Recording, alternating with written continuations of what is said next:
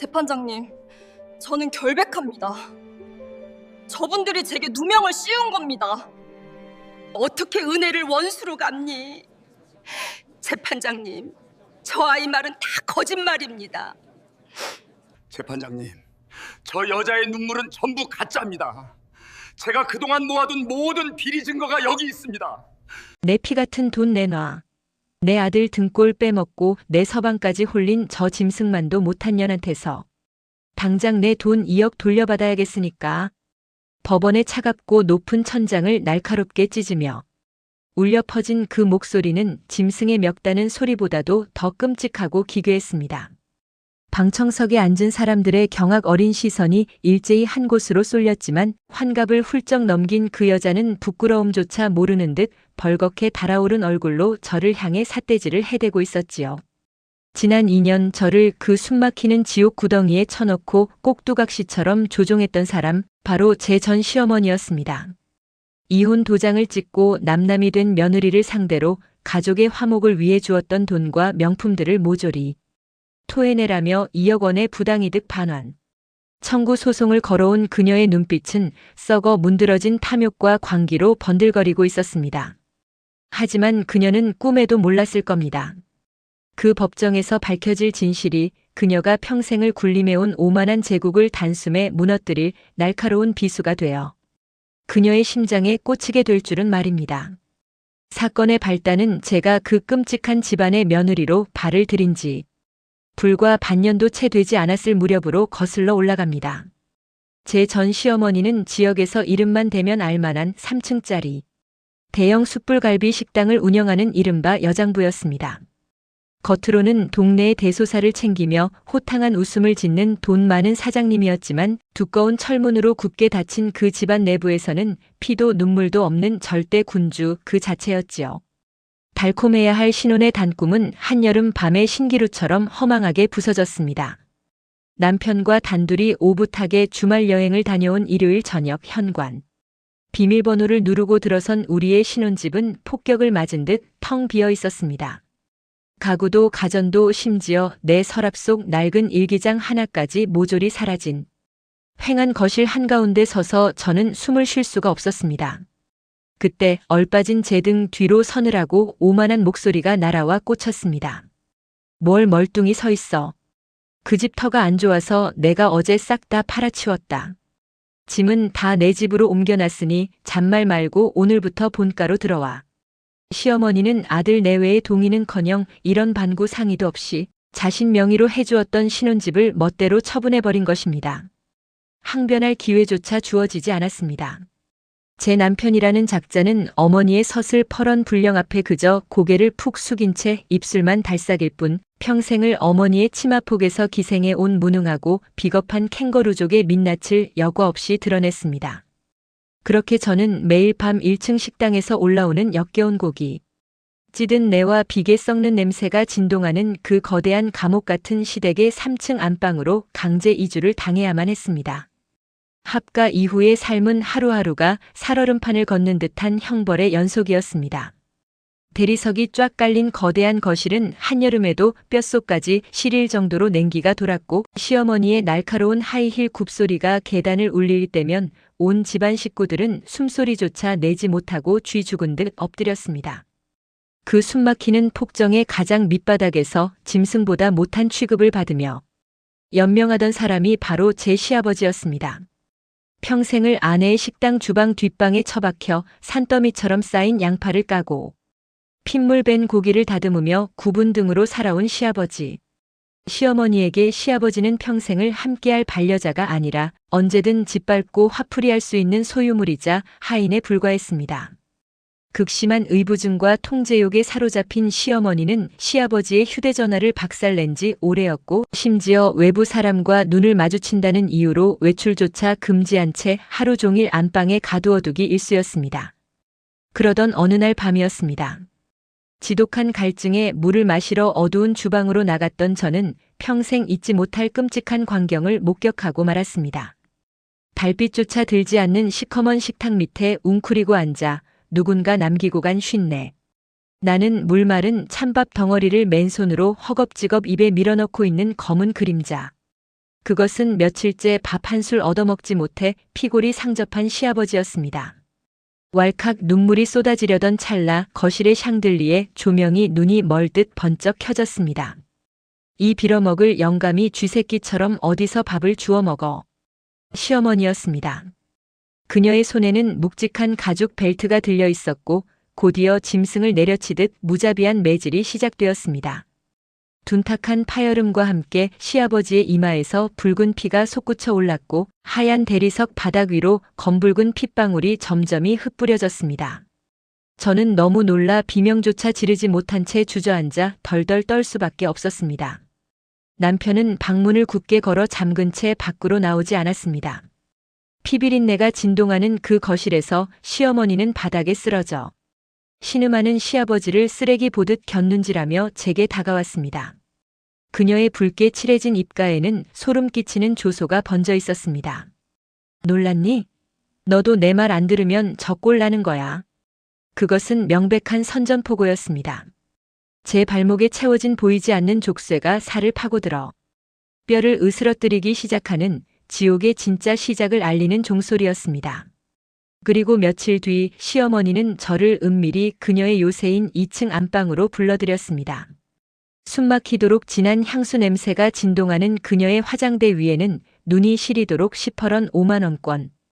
돈다발 수십 개와 제가 평생 만져보지도 못할 영롱한 빛깔의 최고급 명품백, 그리고 새로 오픈을 앞둔 2호점 카페의 영업권 서류가 입을 벌린 채 저를 기다리고 있었습니다.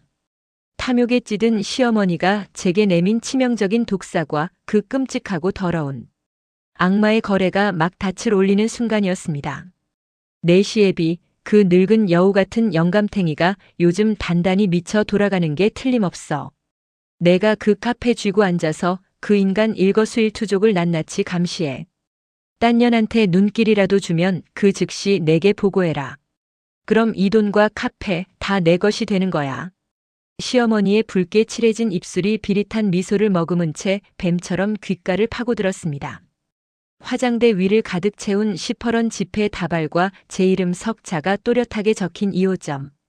카페의 영업권 양도 서류는 숨막히는 이 지옥에서 저를 구원해줄 동아줄처럼 달콤하게 빛나고 있었습니다. 하지만 그 눈부신 종이장 이면에는 평생을 아내의 발밑에서 노예처럼 짓밟혀 온 시아버지를 향한 시어머니의 끔찍한 의부증과 징그러운 통제욕이 따리를 틀고 있었습니다. 하루 종일 식당 뒷방에서 썩은 양파를 까고 밤이면 거실 바닥에 무릎을 꿇은 채 매질을 당하는 70 노인이 바람을 피운다니요. 그것은 병적인 망상이 만들어낸 소름 끼치는 집착이었습니다. 저는 그 광기 어린 눈동자 앞에서 숨조차 제대로 쉴 수 없었습니다. 당장이라도 이 더러운 돈다발을 집어 던지고 도망치고 싶었지만 제 곁에는 그 흔한 방패막이가 되어줄 남편조차 없었습니다.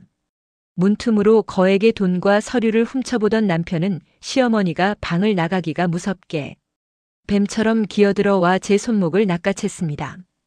평생 제 어미가 주는 용돈에 기생하며 카운터나 지키던 그 무능한 사내의 눈에는 아내의 굴욕 따위는 안중에도 없고 오직 번들거리는 지폐 다발만이 가득 차 있었습니다. 여보, 눈 딱 감고 엄마 비위 한 번만 맞춰드려.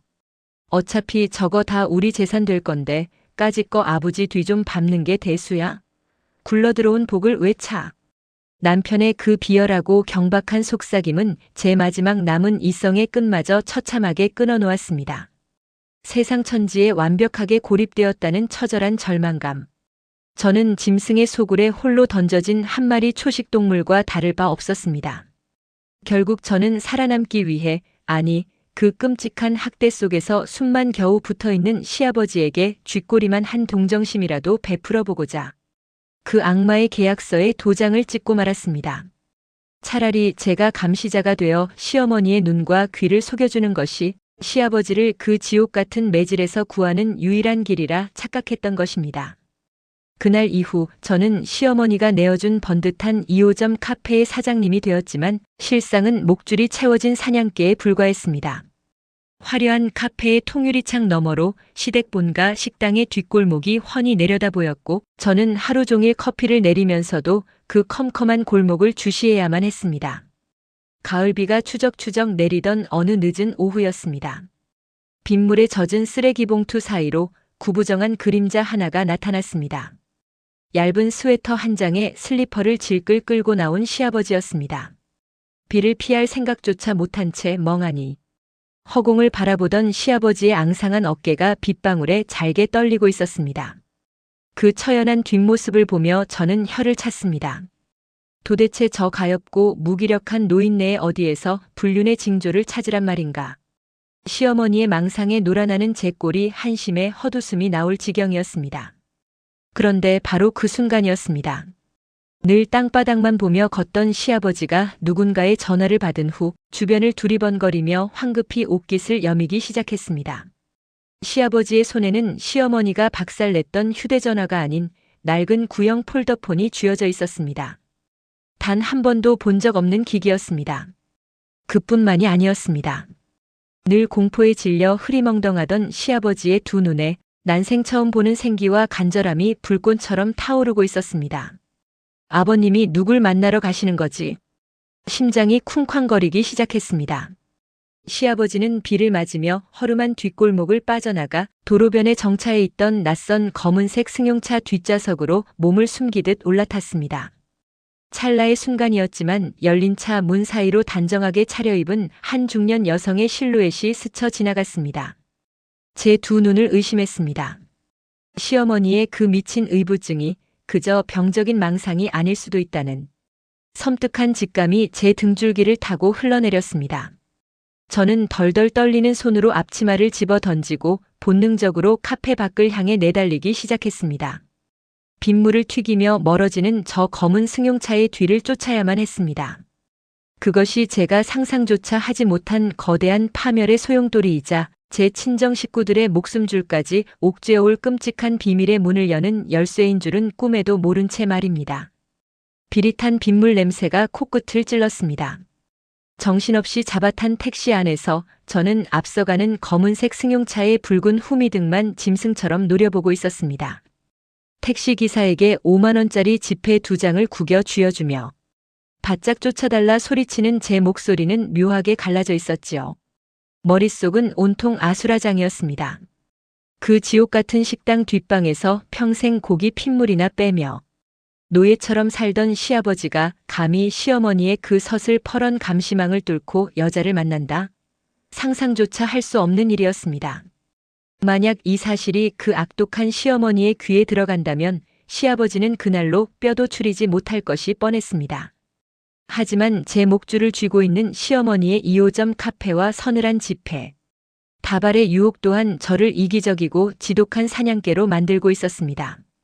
차가운 빗방울이 차창을 신경질적으로 때리는 소리가 마치 제 양심을 후려치는 매질 소리 같았습니다. 얼마를 달렸을까 시내를 한참 벗어나 인적조차 드문 외곽의 한적한 시외버스. 터미널 구석에 검은 승용차가 멈춰 섰습니다. 허름한 슬레이트 지붕 위로 떨어지는 빗소리만이 스산하게 울려 퍼지는 쓰러져가는 낡은 터미널이었습니다. 저는 숨을 죽인 채 택시에서 내려 빗물이 고인 웅덩이를 조심스레 피하며 시멘트 기둥 뒤로 몸을 숨겼습니다. 승용차 뒷문이 열리고 시아버지가 먼저 내렸습니다. 늘 시어머니 앞에서는 어깨를 잔뜩 움츠린 채 파르르 떨기만 하던 그 초라한 노인이 믿을 수 없을 만큼 꼿꼿하고 다정한 몸짓으로 우산을 펼쳐들고 있었습니다. 그리고 조수석으로 다가가 누군가를 위해 조심스럽게 문을 열어주었지요. 시아버지의 그 거칠고 투박한 손이 차 안에서 내리는 여자의 작고 하얀 손을 부서질세라 소중하게 감싸주었습니다. 그 순간 제 가슴 한구석이 서늘하게 내려앉았습니다. 평생 아내의 폭력과 폭언에 짓눌려 사람의 형상조차 잃어버렸던 그 노인에게서 난생 처음으로 한 남자의 애틋하고도 절절한 온기가 뿜어져 나오고 있었기 때문입니다. 우산 아래로 다정하게 몸을 기댄 두 사람은 터미널 대합실을 향해 천천히 걸음을 옮겼습니다. 빗줄기 사이로 여자의 뒷모습이 희미하게 드러났습니다. 베이지색 낡은 카디건, 그리고 어딘지 모르게 위태로워 보이는 가녀린 어깨. 심장이 덜컥 발밑으로 곤두박질 치는 것 같았습니다. 어디서 많이 본 듯한 뼛속까지 익숙한 저 초라한 실루엣. 설마 아니겠지. 아닐 거야. 저는 비를 맞는 것도 잊은 채 홀린 듯이 두 사람의 뒤를 바짝 쫓았습니다. 제발 아니기를 내 망상이기를 수백 번 기도하며 대합실의 뿌연 유리문 너머로 그들을 훔쳐보았습니다. 자판기에서 따뜻한 율무차를 뽑아든 시아버지가 의자에 앉아있는 여자를 향해 몸을 숙였습니다. 그리고 여자가 조심스레 고개를 들어 시아버지에게 옅은 미소를 지어 보인 그 찰나의 순간 제 머릿속에서 거대한 폭탄이 터졌습니다. 숨이 턱 막히고 다리에 힘이 풀려 그 축축하고 더러운 시멘트 바닥에 하마터면 고꾸라질 뻔했습니다. 시아버지의 외도 상대 시어머니가 그토록 찾아 죽이려 혈안이 되어 있던 그 불륜녀. 그 여자는 다름 아닌 암투병 중으로 요양병원에 누워 있어야 할 제 친정어머니였습니다. 세상이 빙글빙글 돌았습니다. 시아버지와 사돈이, 그것도 하필이면 내 친정엄마가 머릿속이 새하얗게 탈색되어 아무런 사고도 할 수 없었습니다. 대체 언제부터 왜 어떻게 두 사람이 저런 눈빛을 주고받는 사이가 되었단 말인가. 낡은 대합실 벤치에 나란히 앉아 서로의 구분 등을 다독이며 서글프게 웃음 짓는 시아버지와 제 어머니의 모습은 한편의 비극적인 영화처럼 비현실적이었습니다. 그때였습니다. 제 코트 주머니 속에서 휴대전화가 미친 듯이 발작하기 시작했습니다. 액정에 뜬 발신자는 시어머니. 그 세 글자를 보는 순간 등줄기를 타고 식은땀이 비 오듯 쏟아졌습니다. 이대로 전화를 받지 않으면 그 여자는 당장 제 카페로 쳐들어와 난장판을 칠 것이고, 만약 전화를 받아 진실을 말한다면 시어머니의 그 무자비하고 야만적인 분노의 칼날은 병든 내 어머니의 숨통을 정확히 찌르게 될 것이 뻔했습니다. 돈의 노예가 되어 친정엄마의 등에 칼을 꽂을 것인가, 아니면 시어머니의 폭정 앞에 맨몸으로 맞설 것인가. 덜덜 떨리는 손으로 통화 버튼을 누르자마자 고막을 찢을 듯한 시어머니의 악다구니가 수화기 너머로 쏟아져 내렸습니다. 야, 너 지금 어디야? 그 늙은 영감탱이 쥐새끼처럼 어디로 기어나갔어? 어떤 년이야? 당장 말해. 피가 거꾸로 솟고 숨통이 조여왔습니다. 대합실 창너머로 기침을 하는 제 어머니의 어깨를 조심스레 감싸 안는 시아버지의 앙상한 손이 보였습니다. 악마의 소나기에서 벗어나기 위해 덥석 쥐었던 그깟 영업권 서류와 지폐. 다발이 결국 제 친정엄마의 목을 매달 교수형 밧줄이었다는 끔찍한 진실. 저는 입술을 꽉 깨물었습니다. 비릿한 피맛이 입안에 번졌습니다. 어머니, 그게... 침을 꿀꺽 삼킨 저는 절체절명의 순간 잔혹한 폭군을 속이기 위해 더 지독하고 새까만 거짓말의 늪으로 제 발을 내디뎌야만 했습니다. 어머니, 그게 아버님 지금 종점 근처에 있는 무료 한의원에 계세요. 허리가 끊어질 듯 아프시다며 빗속을 뚫고 가시더니 침을 맞고 계십니다. 제가 밖에서 똑똑히 지켜보고 있으니 걱정 마세요. 딴 여자는커녕 팔이 한 마리 없습니다. 저도 모르게 튀어나온 목소리는 기괴할 정도로 차분하고 서늘했습니다. 수화기 너머로 거친 숨을 몰아쉬던 시어머니는 그제야 안심한 듯 코웃음을 치며 그 늙은이가 침 맞을 돈이 어디서 났냐며 역정을 내고는 전화를 끊어버렸습니다. 뚝 하고 통화가 끊긴 휴대전화를 움켜쥔 제 손끝은 하얗게 질려 사시나무 떨듯 떨리고 있었습니다. 빗물이 얼굴을 타고 흘러내려 입술을 적셨고 찝찝한 눈물과 섞인 비릿한 맛이 혀끝을 맴돌았습니다. 저는 축축한 시멘트 기둥에 기대어 주저앉은 채 대합실 안에서 제 친정엄마의 언손을 녹여주고 있는 시아버지를 멍하니 바라보았습니다. 악마의 돈다발을 쥐고 시아버지의 목줄을 죄려던 사냥개는 그날부로 완벽한 이중첩자가 되기로 결심했습니다. 제 어머니의 목숨이 달린 일이었습니다. 그날 밤 저는 병원 냄새가 진동하는 친정엄마의 6인실 요양병실을 찾아갔습니다. 핏기 없는 얼굴로 누워있는 엄마의 야윈 손을 부여잡고 저는 짐승처럼 울부짖으며 진실을 캐물었습니다. 대체 왜 하필 내 시아버지냐고, 어떻게 사돈지간에 이토록 끔찍하고 더러운 짓을 저지를 수 있냐고 가슴을 치며 원망했습니다. 하지만 엄마의 갈라진 입술에서 흘러나온 40년 전의 진실은 저를 분노가 아닌 처절한 오열로 무너뜨리기에 충분했습니다. 두 사람은 40년 전 죽음도 갈라놓지 못할 만큼 서로를 깊이 사랑했던 첫사랑이었습니다. 하지만 당시 지역 유지이자 고리대 금업으로 악명 높았던 시어머니의 집안이 시아버지의 아버지가 진 빚을 빌미로 그 집안을 산산조각 내버렸습니다. 그리고 빚을 탕감해주는 조건으로 평생 시아버지를 짝사랑해온 시어머니가 그를 강제로 빼앗아 제 남편으로 앉혀버린 것이었습니다. 시아버지는 제 어머니를 살리기 위해 피눈물을 머금고 그 악마의 소굴로 제 발로 걸어 들어가 평생을 주방 뒷방의 노예로 샌드백으로 살아왔던 것입니다. 그 기구하고 잔혹한 운명의 장난질 앞에서 저는 숨을 쉴 수가 없었습니다. 아들 부부의 상견례 자리에서 40년 만에 사돈으로 마주쳤을 두 사람의 찢어지는 억장은 오죽했을까요? 남편을 일찍 여의고 평생 식당 주방 일로 뼈가 닳도록 고생만 하다 췌장암 말기 판정을 받은 제 어머니. 시아버지는 그런 제 어머니의 병원비를 대기 위해 지난 수십 년간 시어머니 몰래 식당 쓰레기통을 뒤져 빈 병과 폐지를 주워 팔며 꼬깃꼬깃 1,000원짜리 지폐를 모아왔던 것입니다. 터미널 대합실에서 어머니에게 건넸던 그 따뜻한 율무차 한 잔은 시아버지가 평생을 짓밟히며 지켜낸 처절한 수뇌보의 전부였습니다. 그날 이후 제 가슴속에서는 시어머니를 향한 서슬퍼런 사리와 시뻘건 분노가 화산처럼 끓어오르기 시작했습니다. 시어머니가 제게 쥐어준 그 더러운 2억 원의 지폐 다발과 2호점 카페의 수익금은 이제 제 어머니를 살리고 시아버지의 남은 여생을 지켜낼 가장 강력한 무기가 되었습니다. 저는 카페 수익금을 빼돌려 어머니를 최고급 1인실 VIP 병동으로 옮겼고 시어머니의 감시를 피해 두 노인이 일주일에 한 번씩 마음 편히 만날 수 있도록 병원 근처에 작은 오피스텔까지 은밀히 마련했습니다. 시어머니 앞에서는 세상에서 가장 충성스러운 며느리 연기를 하며 꼬리를 흔들었고 매일 밤 거짓 보고를 올리며 그 여자의 눈과 귀를 완벽하게 가렸습니다. 어머니, 오늘도 아버님은 뒷산 약수터만 다녀오셨어요. 치매가 오시려는지 매일 같은 길만 맴도시네요. 제 뻔뻔한 거짓말에 시어머니는 안심하며 코웃음을 쳤고 그럴 때마다 저는 속으로 피를 토하며 그 여자의 오만한 목을 조르는 상상을 했습니다. 모든 것이 완벽했습니다. 시어머니의 그 잘난 권력과 돈으로 역설적이게도 그녀가 가장 증오하는 남편의 첫사랑을 제가 살려내고 있었으니까요. 하지만 호사다마라고 했던가요?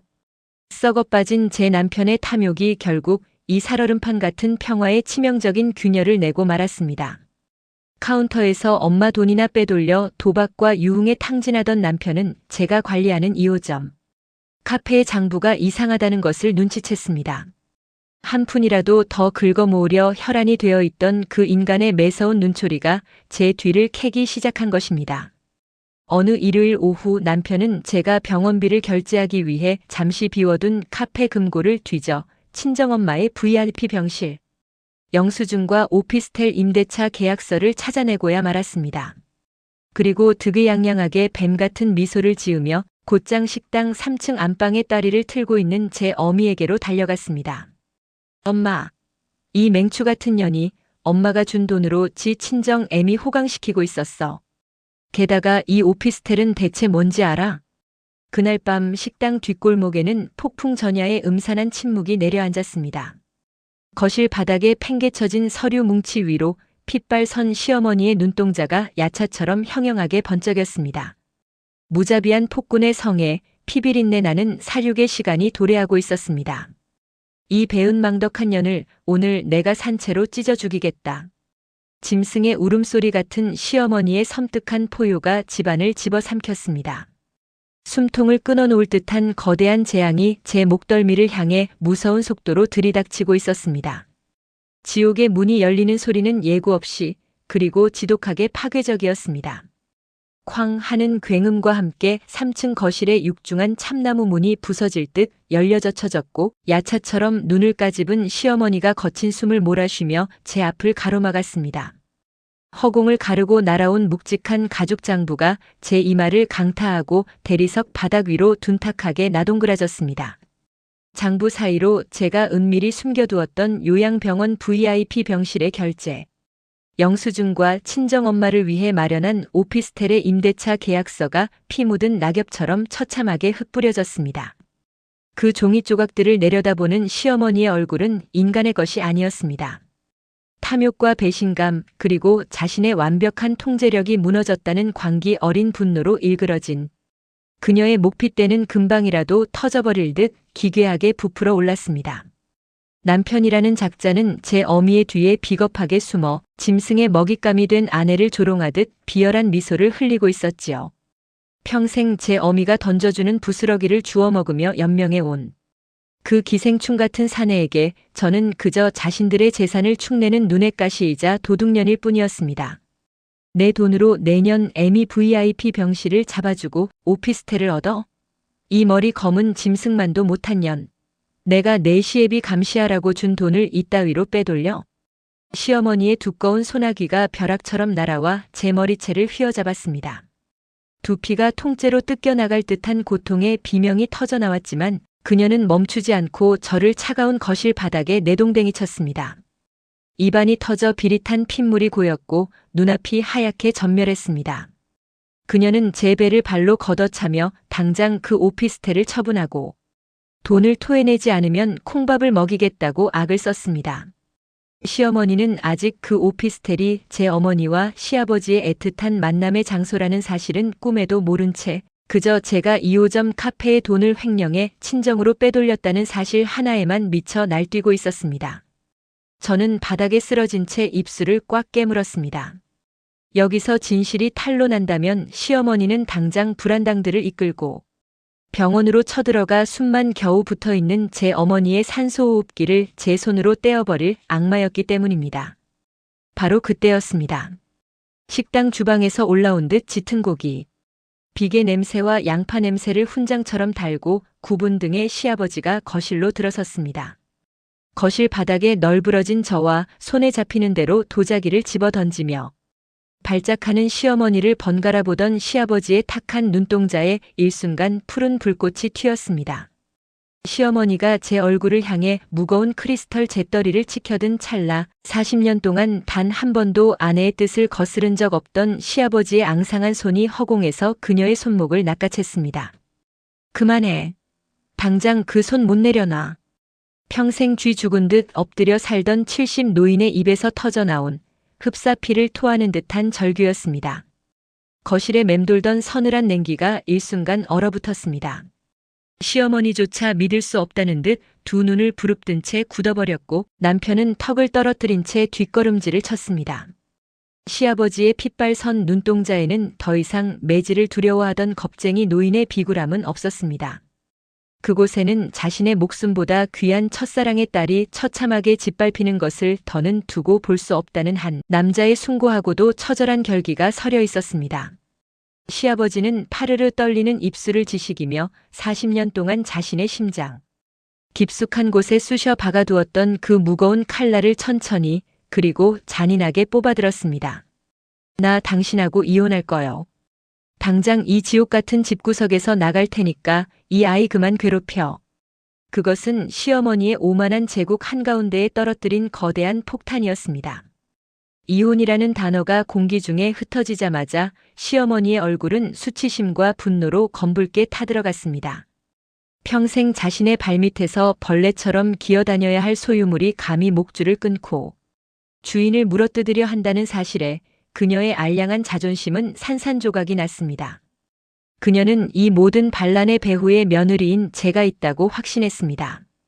도끼 품은 눈으로 저를 내려다보던 시어머니는 결국 이성의 끈을 완전히 놓아버렸습니다.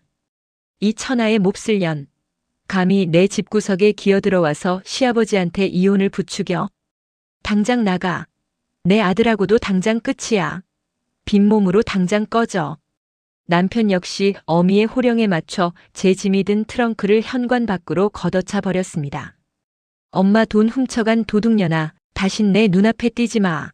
라는 남편의 저열한 저주가 등 뒤로 쏟아졌습니다. 칠흑 같은 어둠이 깔린 한겨울의 자정. 저는 피 터진 입술을 닦아내며 차가운 식당 앞 아스팔트 위로 내팽개쳐졌습니다. 살을 에이는 듯한 칼바람이 제 뺨을 때렸지만 이상하게도 저는 눈물 한 방울 흘리지 않았습니다. 오히려 어둠 속에서 등줄기가 서늘해질 만큼 비릿하고 통쾌한 미소가 입가에 번지고 있었습니다. 그 오만방자한 모자는 제가 모든 것을 잃고 길바닥에 나앉은 패배자라 여겼겠지만 그것은 그들의 가장 치명적이고 멍청한 착각이었습니다.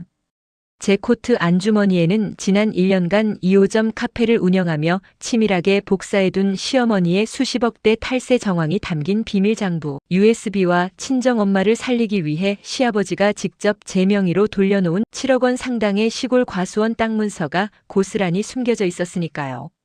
쫓겨난 것이 아니었습니다.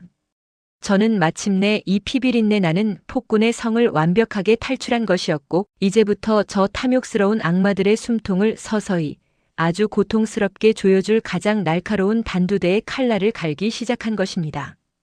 핏빛으로 물든 반역의 밤, 저의 진짜 복수는 이제 막 그 서막을 올렸을 뿐이었습니다.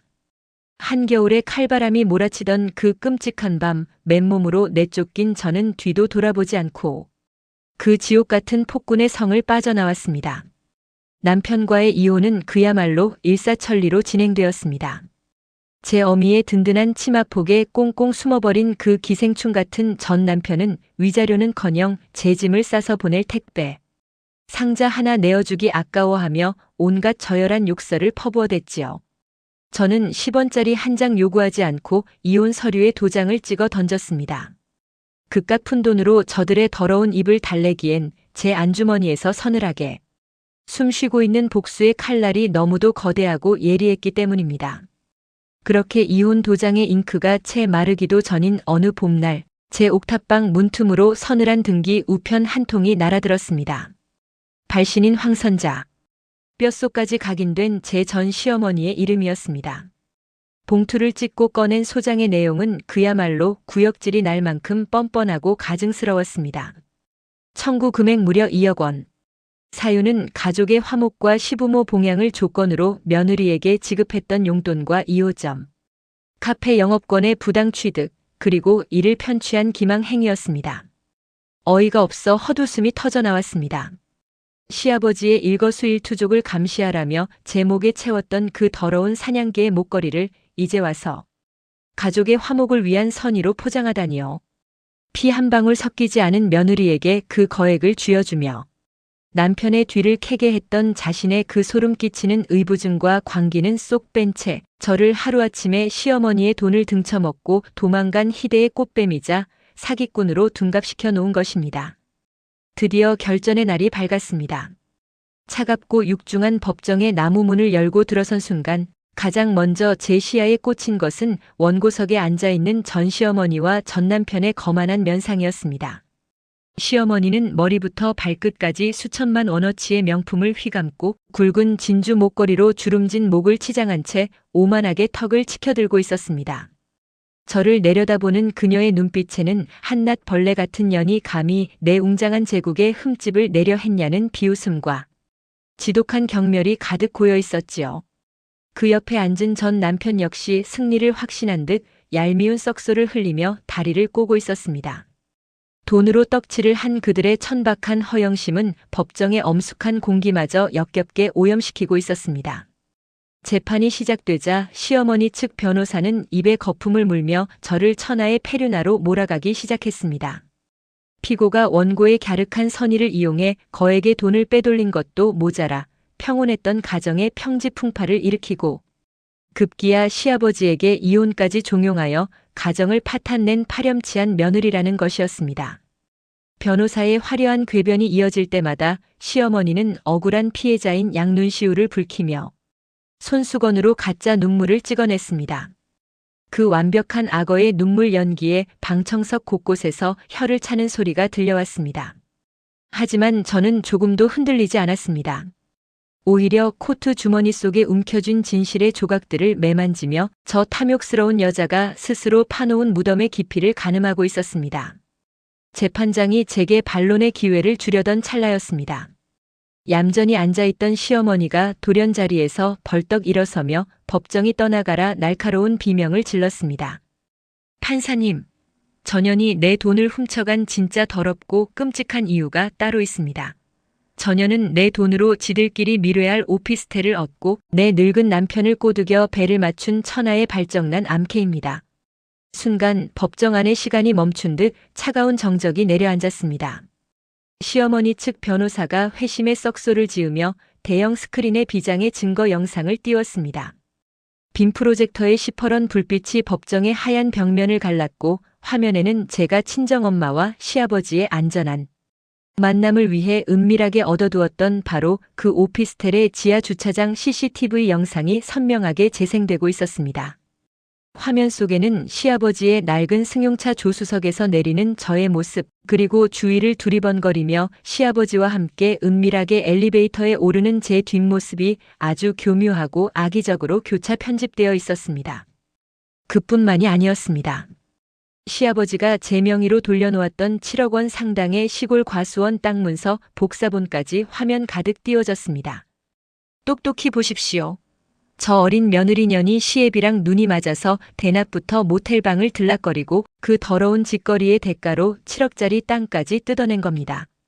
저런 금수만도 못한 년을 당장 감옥에 쳐넣고 내 돈을 다 찾아주십시오. 시아버지와 며느리의 엽기적인 불륜. 그 경악스럽고 구역질 나는 프레임의 방청석은 발칵 뒤집혔고 경멸에 찬 웅성거림이 법정을 가득 채웠습니다.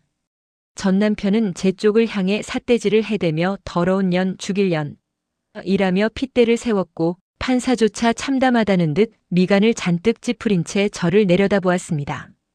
세상의 모든 날 선 돌팔 매질이 오직 저 하나만을 향해 날아오는 듯한 그 끔찍한 수치심과 모멸감 한가운데서 시어머니는 승리에 도취된 마녀처럼 기괴하고 득이양양한 웃음을 터뜨리고 있었습니다. 하지만 그들은 꿈에도 몰랐습니다. 저를 처참하게 파멸시키기 위해 그들이 온갖 오물을 끌어모아 쏘아올린 저 악의적인 불화살이 방향을 틀어 정확히 시어머니 자신의 썩어빠진 심장을 정통으로 꿰뚫게 될 거라는 사실을요. 저들이 오만하게 세워둔 단두대의 칼날은 이제 저 탐욕스러운 폭군의 목을 향해 무자비하게 떨어질 준비를 마쳤습니다. 저는 천천히 피고석에서 일어나 마이크를 두 손으로 움켜쥐었습니다. 손끝이 파르르 떨렸지만 그것은 공포가 아닌 억눌렸던 분노가 마침내 터져나오기 직전의 맹렬한 환희였습니다. 원고의 주장은 모두 새빨간 망상이며 지독한 착각입니다. 제 낮고 서늘한 목소리가 마이크를 타고 법정의 소란을 단숨에 베어버렸습니다. 방청석의 웅성거림이 잦아들고 시어머니의 조소가 멈칫하는 그 찰나의 순간을 놓치지 않고 저는 판사를 향해 똑똑히 시선을 고정했습니다. 시어머니가 제게 뒤집어 씌운 저 불륜이라는 역겨운 오물은 역설적이게도 40년간 억눌려온 제 시아버지의 처절한 순애보와 투병 중인 제 친정어머니의 가엾은 남은 생을 세상에 가장 극적으로 꺼내놓을 완벽한 기폭제가 되어주었습니다. 저는 눈을 감고 요양병원의 차가운 침대 위에서 숨을 헐떡이던 제 어머니의 야윈 얼굴을 떠올렸습니다. 더 이상 숨을 이유도 참을 이유도 없었습니다.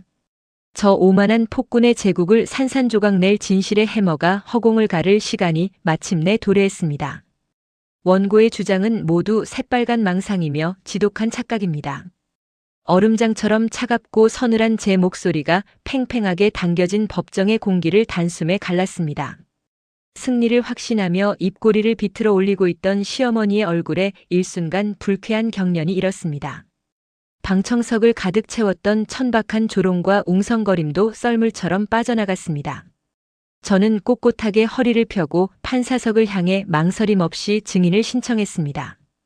육중한 법정 문이 열리고 평생을 아내의 식당, 주방 뒷방에서 썩은 양파 냄새를 풍기며 유령처럼 살아왔던 한 늙은 사내가 느릿느릿 걸어 들어왔습니다. 바로 제 시아버지 정태산 씨였습니다. 시아버지가 증인석을 향해 걸어오는 그 짧은 시간 동안 원고석에 앉은 시어머니는 마치 버릇없는 개를 길들이려는 듯 특유의 오만하고 살깃띤 눈빛으로 남편을 쏘아보았습니다. 평소 같았으면 그 눈빛 한 번에 오금이 저려 바닥에 납작 엎드렸을 시아버지였지만 오늘만큼은 달랐습니다. 앙상하게 마른 어깨는 비장할 만큼 반듯하게 펴져 있었고 움푹 파인 두 눈동자에는 더 이상 폭군을 향한 맹목적인 공포가 존재하지 않았습니다. 오직 생의 마지막 남은 단 하나의 불꽃을 태워버리겠다는 처절하고도 숭고한 결기만이 일렁이고 있었지요. 그 낯선 반항기에 시어머니의 두꺼운 화장이 미세하게 일그러졌습니다. 재판장이 헛기침을 하며 안경을 치켜 올렸습니다. 그리고 법정 안의 모든 숨소리가 멎어버릴 만큼 무겁고 날카로운 질문을 증인석에 앉은 노인에게 던졌습니다. 증인은 피고인 며느리와 부적절한 밀회를 즐기기 위해 오피스텔을 얻고 그 대가로 7억 원 상당의 과수원 땅을 며느리 명의로 이전해준 사실이 있습니까? 침을 꿀꺽 삼키는 소리마저 천둥처럼 들릴 듯한 완벽한 정적. 시어머니 측 변호사는 이미 다 끝난 게임이라는 듯 펜을 빙글빙글 돌리고 있었고 전 남편은 제 아비가 무슨 망신을 당하든 말든 그저 제 쪽을 향해 역겨운 비웃음을 흘리기에 여념이 없었습니다. 시아버지는 천천히 두 손으로 마이크를 움켜쥐었습니다. 마이크를 쥔 앙상한 손등 위로 푸른 핏줄이 툭 붉어져 나왔습니다.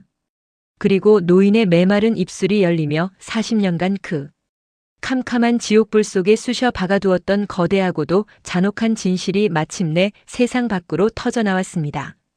아닙니다. 제가 그 오피스텔에서 몰래 만난 사람도 제 목숨 같은 땅 문서를 바친 사람도 며느리가 아닙니다. 시아버지의 목소리는 낮고 떨렸지만 그 어떤 천둥 소리보다 명확하게 법정의 벽을 때렸습니다. 제가 평생을 바쳐 사랑한 여인은 바로 피고의 친정어머니 제 사돈입니다. 쾅! 마치 거대한 해머가 법정 한가운데를 내리친 듯한 충격이었습니다. 순간 법정 안의 공기가 통째로 얼어붙는가 싶더니 이내 방청석 곳곳에서 억눌린 비명과 경악에 찬 탄성이 복물 터지듯 터져나왔습니다. 무엇이 어쩌고 어째? 이 미친 영감탱이가 기어이 노망이 났구나. 방금 전까지 우아하게 가짜 눈물을 찍어내던 시어머니가 짐승처럼 울부짖으며 자리에서 벌떡 일어났습니다. 겹겹이 쌓아 올린 보톡스와 진주, 목걸이로도 감출 수 없는 본연의 그 천박하고 흉측한 민낯이 고스란히 까발려지는 순간이었습니다. 시어머니의 얼굴은 터질 듯이 붉게 달아올랐고 부들부들 떨리는 손가락은 허공을 가르며 시아버지를 향해 미친 듯이 삿대질을 해댔습니다. 시아버지와 며느리의 불륜이라는 자극적인 망상에 빠져 저를 산채로 화형시키려 했던 그녀의 완벽한 각본이 도리어 그녀가 평생을 질투하고 짓밟았던 남편의 첫사랑, 바로 제 친정 어머니의 존재로 인해 산산조각 나는 꼴을 목도하게 된 것입니다. 시아버지는 미쳐 날뛰는 아내의 악다구니에도 시선 한 번 주지 않은 채 오직 재판장만을 바라보며 피를 토하듯 증언을 이어갔습니다. 40년 전 고리대 금업을 하던 시어머니 집안의 협박에 못 이겨 사랑하는 여인을 버리고 식당의 노예로 팔려와야 했던 기구한 과거. 상견례 자리에서 사별 후 암투병 중인 첫사랑을 사돈으로 마주하고 찢어지던 억장. 그리고 아내의 그 소름 끼치는 의부증과 감시망을 피해 어떻게든 죽어가는 첫사랑의 병원비를 대기 위해 식당 쓰레기통을 뒤져가며 푼돈을 모았던 지난날의 참담한 고백이 법정을 꽉 채웠습니다. 며느리는 죄가 없습니다. 악마 같은 제 처의 의부증을 견디다 못해 시애비인 저와 친정엄마의 불쌍한 마지막을 지켜주기 위해 그 무서운 집구석에서 온갖 폐악질을 묵묵히 견뎌낸 죄밖에 없습니다. 그 7억짜리 땅 역시 제 처가 며느리를 내쫓을 것을 예감하고 제가 억지로 쥐어준 제 평생의 죄값이자 제 첫사랑의 마지막 병원비입니다. 시아버지의 처절한 오열이 섞인 진술이 끝나자 방청석에서는 훌쩍이며 눈물을 훔치는 소리가 여기저기서 들려오기 시작했습니다. 저를 천하의 페류나로 몰아세우던 법정의 싸늘했던 공기는 완벽하게 뒤집혀 이제 원고석에 앉은 저 오만하고 잔악한 모자를 향한 걷잡을 수 없는 분노와 경멸의 화살로 바뀌어 쏟아지고 있었습니다. 시어머니는 자신의 평생을 바쳐 이룩한 통제와 지배의 성벽이 자신이 벌레보다 못하게 취급하던 늙은 남편의 입술에서 터져나온 진실. 한 방에 모래성처럼 허물어지는 것을 보며 완전히 실성한 사람처럼 발악했습니다. 거짓말이야. 저것들이 작당을 하고 내 돈을 다 빼앗으려고 쇼를 하는 거라고. 판사님, 저 미친 영감탱이 말을 믿지 마요. 전현 애미를 당장 끌고 와. 당장 끌고 와서 내 눈앞에 무릎 꿇리라고. 법정 경위들이 달려들어 시어머니의 양팔을 제압했습니다. 자신의 엄마가 질질 끌려가는 꼴을 보면서도 전 남편은 충격에 휩싸인 채 멍청하게 입만 벌리고 아무것도 하지 못했습니다.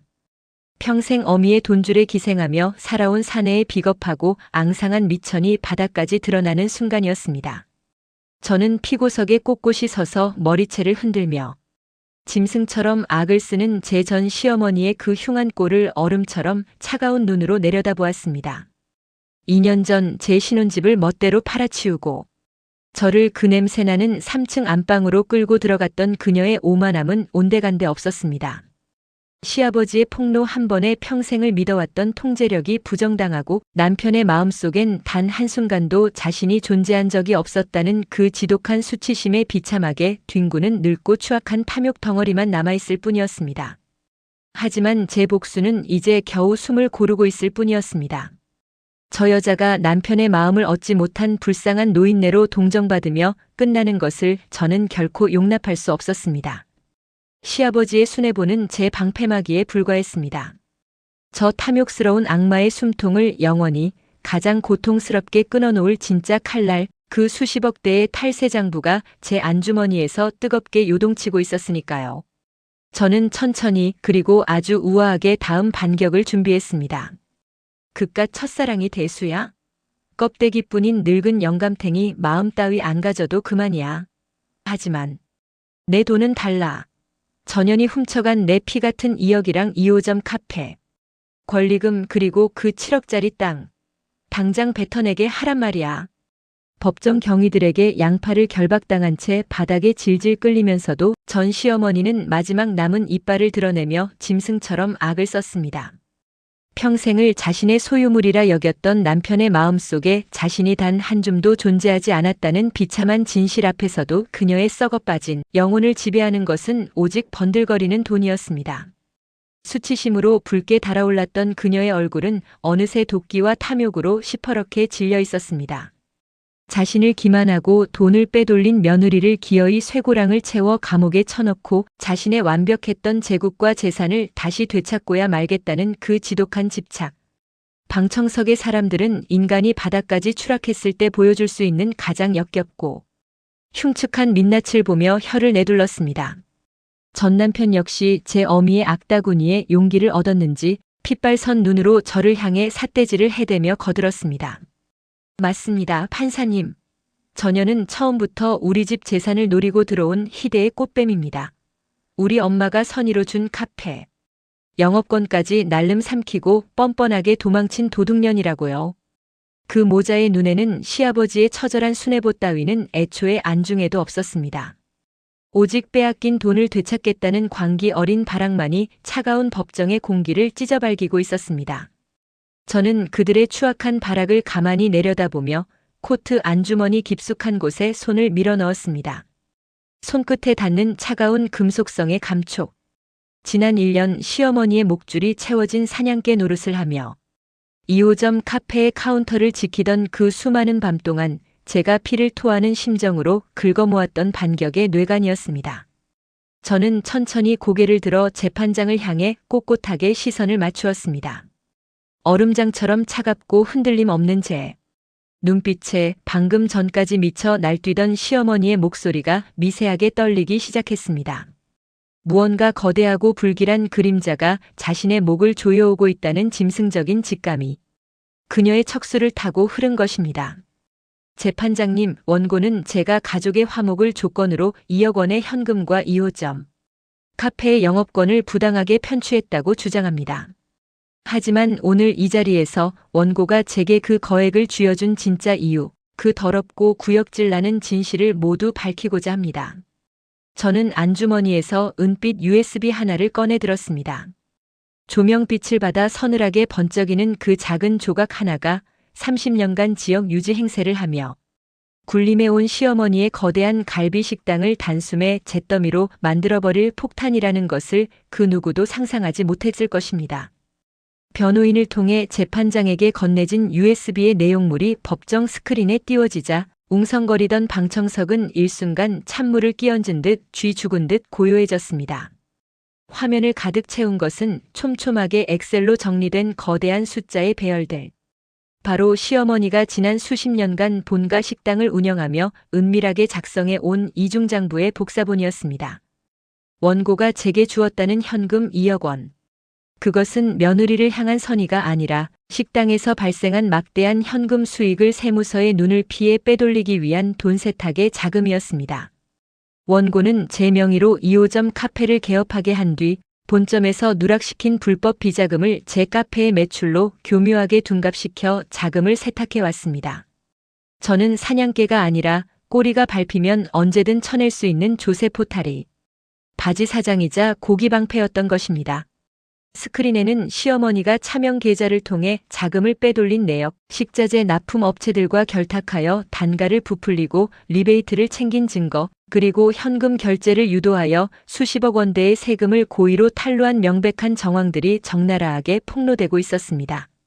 매일 밤 주방 뒷골목의 쓰레기 더미에서 시아버지가 몰래 주워다 준 영수증 쪼가리들을 맞추고 시어머니가 술에 취해 골아떨어진 틈을 타 금고에서 빼낸 장부들을 제 목숨을 걸고 복사해둔 피땀 어린 결실이었습니다. 아니야. 저 전현이 조작한 거야. 내 장부가 왜 전현 손에. 시어머니의 두 다리가 힘없이 꺾이며 그녀는 법정 바닥에 흉하게 주저앉았습니다. 오만하게 치켜들었던 고개는 공포로 파르르 떨렸고 사람들을 향해 악을 쓰던 목소리는 바람 빠진 풍선처럼 기괴한 쇳소리로 변해버렸습니다.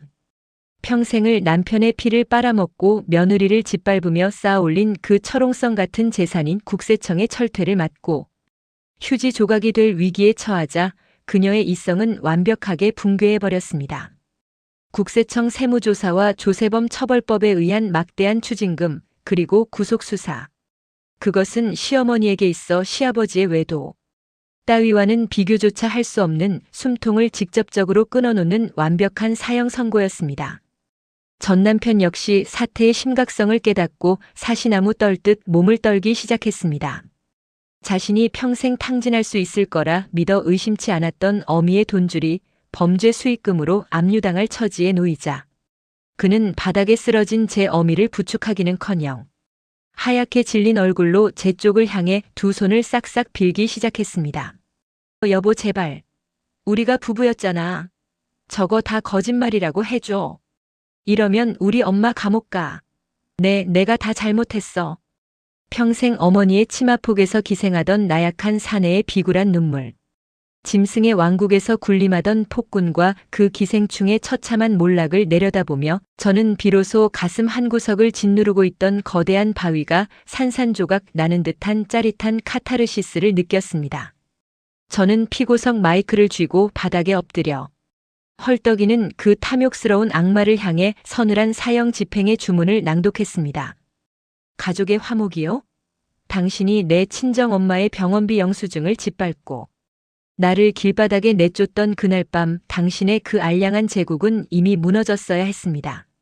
내 목을 조르려 던진 2억 원짜리 소장, 그 대가로 당신은 남은 평생을 차가운 감방에서 수십억의 추징금을 갚으며 썩어가게 될 겁니다. 지옥에 온 걸 환영합니다, 어머니. 판사의 날카로운 법봉 소리가 쾅쾅쾅 법정을 울렸습니다. 그것은 오만했던 마녀의 완벽한 파멸을 알리는 장엄한 조종이었습니다. 재판장의 단호하고도 서늘한 판결문이 낭독되는 순간 법정 안의 모든 공기는 완벽하게 얼어붙었습니다. 원고의 부당이득 반환 청구를 전면 기각한다. 아울러 피고가 제출한 원고의 막대한 이중장부 및 탈세, 불법 비자금 조성 증거 자료는 사안의 중대성을 고려하여 관할 세무서와 검찰청에 즉각 이첩, 철저한 수사를 촉구하는 바이다. 쾅쾅쾅. 세 번의 비수 같은 법봉 소리가 울려 퍼짐과 동시에 제 전 시어머니가 쌓아 올렸던 30년 탐욕의 제국은 굉음을 내며 처참하게 무너져 내렸습니다. 아, 안 돼. 내 돈, 내 식당, 내가 평생 피 흘려 모은 내 재산인데. 짐승의 단말마 같은 비명을 토해내며 시어머니는 법정 바닥에 거품을 물고 쓰러졌습니다. 진주 목걸이가 끊어지며 하얀 알맹이들이 바닥을 요란하게 뒹굴었고 명품 코트는 구겨진 채 그녀의 흉측한 몸부림을 감싸고 있었습니다. 구급대원들에게 들것에 실려나가는 그 순간까지도 그녀는 허공에 대고 자신의 돈을 내놓으라며 발작을 멈추지 않았습니다. 평생을 돈이라는 권력 하나로 남편을 짓밟고 며느리를 노예처럼 부렸던 오만한 폭군의 최후치고는 너무도 기괴하고 볼품없는 몰락이었습니다. 저는 그 아수라장 한가운데 꼿꼿이 서서 바닥에 흩어진 진주알들을 구둣발로 무심히 들여밟았습니다. 발밑에서 바스러지는 그 경쾌한 파열음은 제 가슴속 깊은 곳에 맺혀있던 시뻘건 피멍을 단숨에 날려버리는 짜릿한 승리의 축포와도 같았습니다. 그날 이후 폭군의 성에 들이닥친 파멸의 속도는 자비가 없었습니다. 며칠 지나지 않아 동네에서 제일 가던 3층짜리 대형 숯불갈비 식당 앞에는 시퍼런 수사관들의 승합차가 줄지어 들이닥쳤습니다. 국세청의 강도 높은 압수수색과 특별 세무조사가 시작된 것입니다. 식당 입구에 웅장했던 샹들리에부터 시어머니가 매일 밤 돈다발을 세며 광기를 번뜩이던 3층 안방의 거대한 금고, 심지어 그녀가 애지중지하던 외제차와 명품 가방들에까지 무자비하게 붉은 압류, 딱지가 덕지덕지 붙기 시작했습니다. 수십억 원대에 달하는 역대급 조세 포탈과 차명 계좌를 이용한 불법 자금 은닉, 국가의 서슬 퍼런 법망은 시어머니가 평생을 바쳐 긁어모은 재산을 단 한 푼의 애누리도 없이 모조리 집어삼켰습니다. 고기 굽는 냄새와 돈 냄새로 진동하던 그 거대한 식당 건물에는 이제 썩은 양파, 냄새보다 더 역겨운 파산과 절망의 악취만이 스산하게 감돌았습니다. 가장 먼저 그 침몰하는 배에서 쥐새끼처럼 도망친 것은 다름 아닌 제 전 남편이었습니다. 평생 어머니의 치마폭에 숨어 기생충처럼 단물만 빨아먹던 그 사내는 어머니의 전 재산이 압류당하고 수십억의 추징금 폭탄이 떨어지자 안면을 싹 바꿨습니다. 구속 수사를 앞두고 사시나무 떨듯 떨며 아들의 바짓가랑이를 붙잡고 매달리는 제 어미를 향해 그는 그 어느 때보다 경멸스럽고 도끼 어린 눈빛을 쏘아붙였습니다. 이게 다 엄마 때문이야. 엄마가 쓸데없이 그년한테 소송만 안 걸었어도 내가 이 꼴로 길바닥에 나앉진 않았어.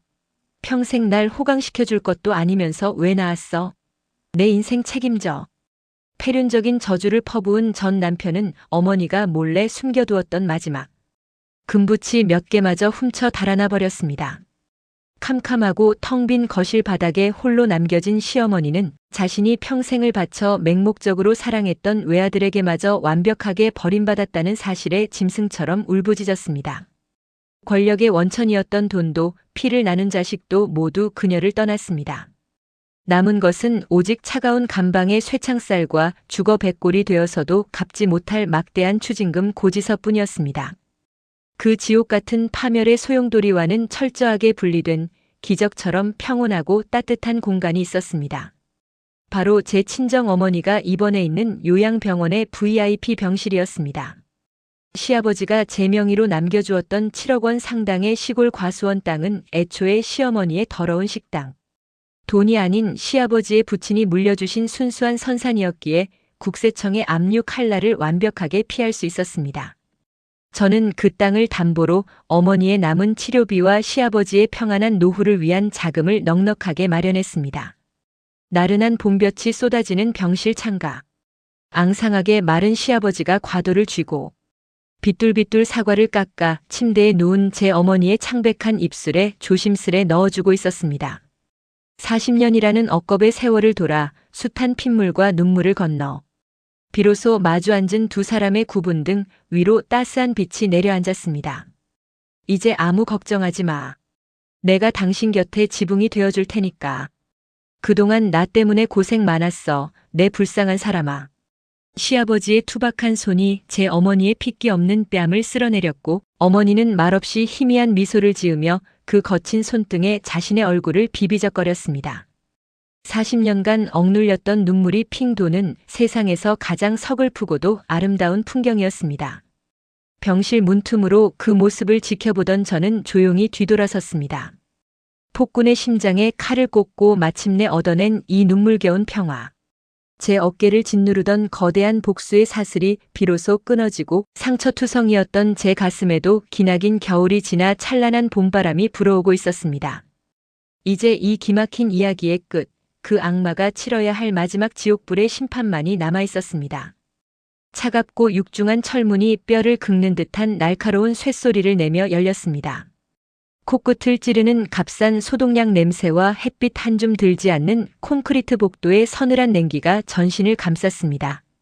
두꺼운 아크릴 면회창 너머로 낡고 빛바랜 황갈색 수의를 입은 노인 하나가 교도관의 팔에 질질 끌리다시피 걸어들어와 털썩 주저앉았습니다.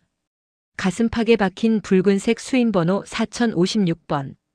불과 1년 전만 해도 수천만 원짜리 밍크 코트와 굵은 진주 목걸이를 휘감고 제국을 호령하던 절대 권력자 제 전 시어머니의 끔찍하고도 비참한 말로였습니다. 겹겹이 쌓아 올렸던 보톡스와 탐욕의 기름기가 싹 빠져나간 그녀의 얼굴은 흉측하게 흘러내려 있었고 까맣게 염색했던 머리카락은 하얗게 새어 산발이 된 채 앙상한 두개골을 간신히 덮고 있었습니다. 툭 붉어진 광대뼈 아래로 움푹 파인 두 눈동자는 초점을 잃은 채 탁하게 흐려져 있었지요. 평생 돈다발을 세며 남의 얼굴에 삿대질을 해대던 그 두꺼운 손가락은 교도소 노역장에서 하루 종일 마늘을 까고 쇼핑백을 접은 탓에 흉터투성이로 갈라지고 때가 껴 있었습니다. 피도 눈물도 없는 조세포탈 혐의와 불법 비자금 조성, 그리고 횡령. 국가의 서슬 펄언 법망은 그녀에게 징역 5년이라는 실형과 함께 평생을 갚아도 모자랄 수십억 원의 천문학적인 추징금을 선고했습니다. 아크릴 창 너머로 저를 발견한 시어머니의 탁한 눈동자의 순간 기괴한 경련이 일었습니다. 그녀는 갈라진 손톱으로 창문을 미친 듯이 긁어대며 목에서 피가 넘어오는 듯한 쇳소리로 짐승처럼 울부짖기 시작했습니다. 내 돈 내 식당. 이 악마 같은 년아, 내가 내 돈을 다 훔쳐갔어. 우리 기용이 내 아들 어딨어? 내 아들 데려와. 자신이 파놓은 탐욕의 무덤에 생매장당한 채 아직도 돈과 아들의 환영에 갇혀 허우적거리는 늙고 추악한 폭군의 발악. 저는 일말의 동정심조차 생기지 않는 그 처참한 몰락을 얼음처럼 차가운 눈으로 가만히 내려다보았습니다. 그녀가 애타게 부르짖는 그 아들, 제 전남편의 말로는 그녀보다 더 시궁창 같았으니까요. 어미가 숨겨둔 마지막 금부치마저 훔쳐 달아났던 그 기생충 같은 사내는 그 돈으로 도박장에 뛰어들었다가 사채업자들에게 장기까지 털릴 뻔한 신세로 전락했습니다. 온몸이 멍투성이가 된 채 한겨울 서울역 지하도에서 골판지를 덮고 노숙을 하며 무료 급식소 앞을 서성인다는 소문을 끝으로 그는 세상의 그 어떤 온기도 받지 못한 채 완벽하게 증발해버렸습니다. 평생 어미의 피를 빨아먹고 며느리를 짓밟으며 오만하게 살아온 대가는 철저한 고립과 파멸이라는 가장 지독한 형벌로 그들 모자의 숨통을 영원히 끊어놓은 것입니다. 저는 수화기를 들고 창문을 긁어대는 짐승을 향해 마침내 제 가슴속에 응어리졌던 마지막 사형 선고를 서늘하게 뱉어냈습니다. 어머니가 평생을 바쳐 지켰던 그 돈과 권력, 결국 어머니의 숨통을 조이는 목줄이 되었습니다. 죽어서 백골이 되더라도 그 죄값, 이 지옥에서 똑똑히 치르십시오. 수화기를 내려놓고 미련 없이 돌아서는 제 등 뒤로 짐승의 단말마 같은 절규가 교도소의 차가운 벽을 타고 허망하게 부서져 내렸습니다. 10년 묵은 체증이 완벽하게 씻겨 내려가는 서늘하고도 짜릿한 카타르시스가 발끝부터 정수리까지 전율처럼 차올랐습니다. 교도소의 무거운 철문을 빠져나와 제가 향한 곳은 눈이 시리도록 푸른 사과나무. 잎사귀들이 봄바람에 일렁이는 지방의 한 한적한 과수원이었습니다. 시아버지가 평생의 죗값이자 제 어머니의 생명줄로 남겨주었던 바로 그 7억 원짜리 땅. 국세청의 압류 칼날을 피해 온전하게 남은 이 과수원은 이제 지옥 같았던 과거를 묻고 피어난 가장 눈부신 천국이 되어 있었습니다. 따스한 봄볕이 쏟아지는 과수원 한가운데 낡은 휠체어에 앉아있는 제 어머니와 그 뒤에서 조심스럽게 휠체어를 밀어주는 시아버지의 모습이 그림처럼 펼쳐져 있었습니다. 어머니의 병세는 병원의 집중적인 치료와 시아버지의 지극한 간호 덕분에 기적처럼 호전되어 이제는 이렇게 맑은 공기를 마시며 산책을 할 수 있을 정도가 되었습니다. 평생 식당 주방의 노예로 살며 굽어있던 시아버지의 허리는 몰라보게 반듯해졌고 공포에 찌들어 있던 퀭한 두 눈에는 난생 처음으로 평온한 웃음꽃이 피어나고 있었습니다. 40년 전 악마의 협박에 못 이겨 서로의 손을 놓아야만 했던 기구한 첫사랑. 숱한 피눈물과 억압의 세월을 건너 마침내 서로의 곁에 온전하게 기대어 앉은 두 사람의 주름진 얼굴 위로 사과꽃 잎사귀가 눈송이처럼 흩날렸습니다.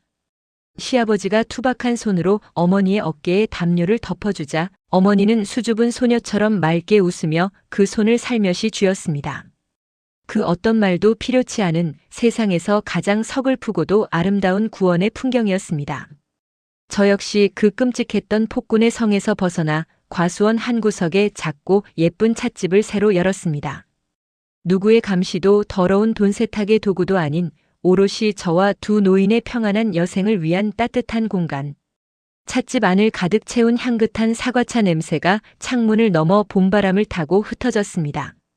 인과응보. 뿌린 대로 거둔다는 이 평범하고도 무서운 진리가 마침내 탐욕스러운 악마들을 차가운 지옥의 밑바닥에 처박고 짓밟혔던 우리에게는 이토록 눈부신 봄날을 되찾아 주었습니다.